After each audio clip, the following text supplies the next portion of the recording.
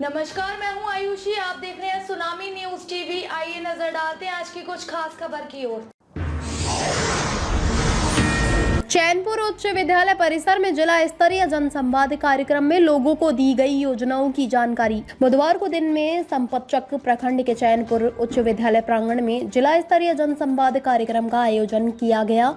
आज हुए जनसंवाद कार्यक्रम में पटना जिलाधिकारी डॉक्टर चंद्रशेखर सिंह, नगर पुलिस अधीक्षक पूर्वी संदीप सिंह, उप विकास आयुक्त तनय सुल्तानिया, सदर अनुमंडलाधिकारी अपर पुलिस अधीक्षक सदर स्वीटी सहरावत, जिला कार्यक्रम पदाधिकारी अमृत कुमार, स्वास्थ्य विभाग के पदाधिकारी डॉक्टर रजनीश, बाल विकास परियोजना पदाधिकारी, कल्याण पदाधिकारी, पशु चिकित्सा पदाधिकारी सहित जिला स्तरीय सभी विभाग के पदाधिकारी ने इस कार्यक्रम में कई तरह की योजनाओं की जानकारी लोगों को दी। साथ ही लाभुकों को लाभ लेने की प्रक्रिया को काफी सरल तरीके से समझाया।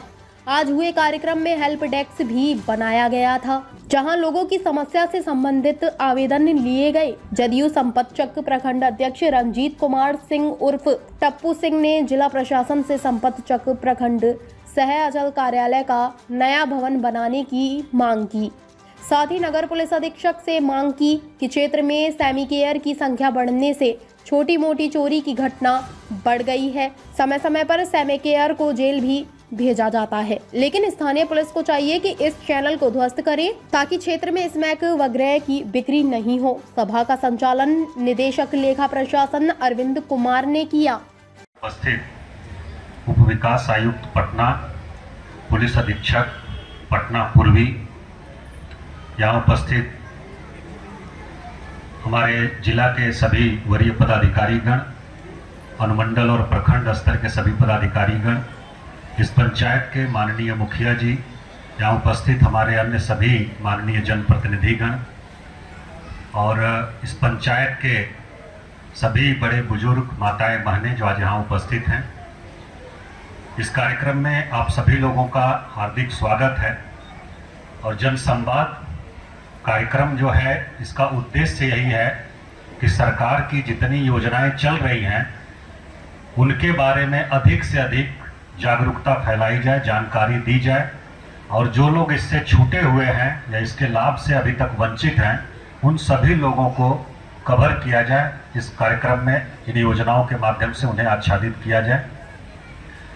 बाकी कहीं अगर कोई कमी है, कोई गैप रह गया है तो उसकी भी जानकारी प्राप्त की जाए आप लोगों के फीडबैक के माध्यम से, और उसको समय रहते दूर किया जाए ताकि उनका जो उद्देश्य है उसको पूरा किया जा सके। चाहे वो विकास की योजनाएं हों, चाहे कल्याण की योजनाएं हों, चाहे सरकार की सेवाएं हों जो आप लोगों को प्राप्त हो रही हैं, उन सभी में निरंतर सुधार करने की नीयत से यह कार्यक्रम आयोजित किया गया है। और उसमें आप सभी लोगों की भागीदारी सुनिश्चित कराने के लिए, और जानकारी रहेगी तभी आप भागीदारी कर पाएंगे, तभी उसका आप लाभ ले पाएंगे। इसलिए जानकारी बहुत ज़रूरी चीज़ है। हम लोग देख रहे हैं कि, और उसके पहले हम ये एक कहना चाहेंगे कि जो कार्यक्रम आयोजित किया जा रहा है, एक तो विद्यालय अवधि में, विद्यालय प्रांगण में आयोजित नहीं किया जाए, जो लोग भी आयोजक हैं यहाँ। दूसरा कि अगर कहीं किया जाता है तो सभी शिक्षक, सभी बच्चे उसमें शामिल हो सकते हैं, उनके ज्ञानवर्धन की भी बातें हैं, उनका भी पार्टिसिपेशन होगा। इसको भविष्य में ध्यान में रखा जाए। योजनाओं की हम लोग बात करें तो अभी डीडीसी साहब ने विशेष रूप से बताया, तो हम लोगों ने देखा कि जन्म से लेकर के मृत्यु तक के लिए कुछ न कुछ, कोई न कोई योजना, और सभी वर्ग के, सभी एज ग्रुप के लोगों के लिए कोई न कोई योजना सरकार की है।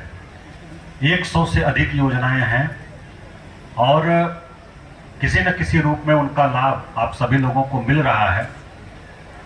शुरुआत हम लोग करें अगर 15-20 साल पहले, तो सबसे ज़्यादा जो कठिनाई होती थी हम लोगों को, या शिकायतें प्राप्त होती थी, तो सड़क की स्थिति अच्छी नहीं थी, बिजली की स्थिति अच्छी नहीं थी, पानी की स्थिति अच्छी नहीं थी, इस प्रकार की शिकायतें प्राप्त होती थी।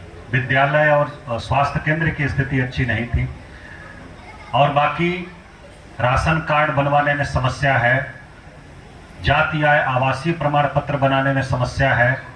लेकिन आज इस प्रकार की शिकायतें नहीं प्राप्त हो रही हैं।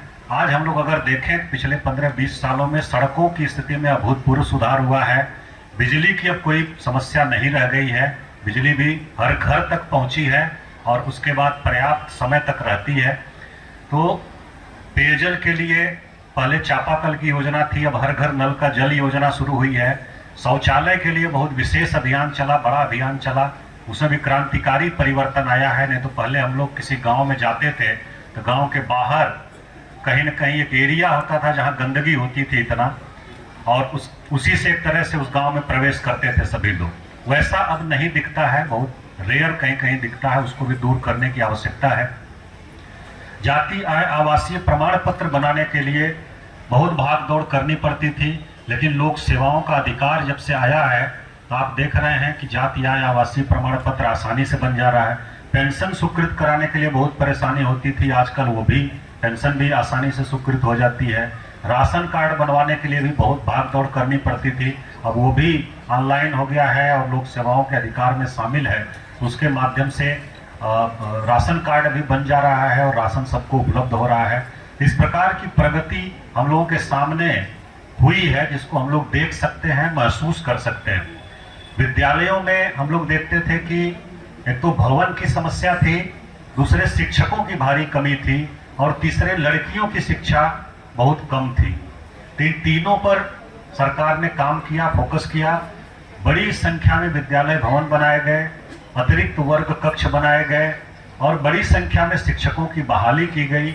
आप लोगों ने अभी देखा होगा कुछ समय पहले कि 1,20,000 शिक्षकों की बहाली हुई है और फिर से विज्ञापन निकला है बहाली के लिए और लगभग इतने शिक्षकों की बहाली हम लोगों को उम्मीद है कि जनवरी माह तक फिर से हो जाएगी।